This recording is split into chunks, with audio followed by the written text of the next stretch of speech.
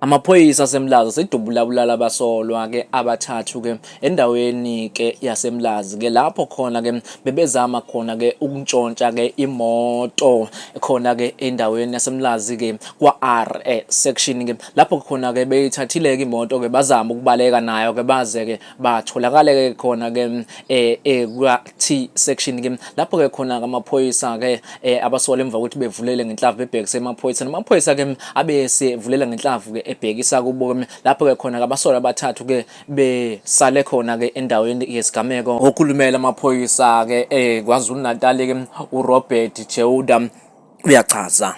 What we have for now is that the victim was a e-hailing driver who had picked up the three men, and when they were at R section in Umlazi, they managed to throw her out of the vehicle and took over the vehicle. Police were in the vicinity and responded swiftly.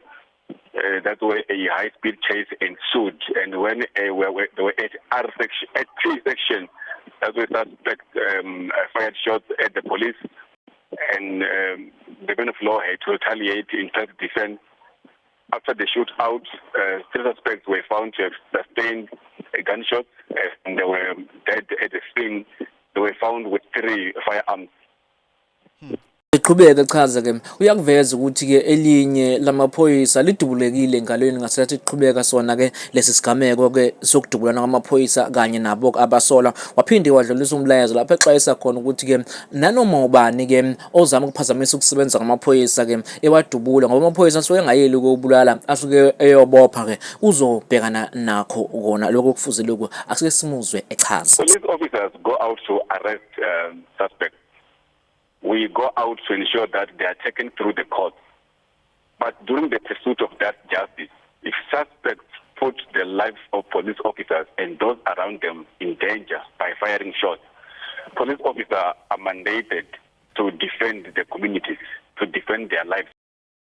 I said this before, that if somebody is to die in that shootout, that person should not be a member of the SAPS. Uphinde waqinisekisa ukuthi isisulu ke asizange ke silimale ke kuloku kudubulana ke ubese ke eveza nokuthi ke isisulu ke sithathiwe ke sahamba ke saya police station ke yakhona ke eMlazi lapho ke siyovula khona ke icala ke lokuzama ke ukudunwa ke kwayo ke imoto ke waqinisekisa ke futhi nokuthi ke bazaqhubeka kanye amaphoyisa ke nophenyo lokuthi ke babheke ukuthi ke abekho yini abanye abasolwa ababandakalayo.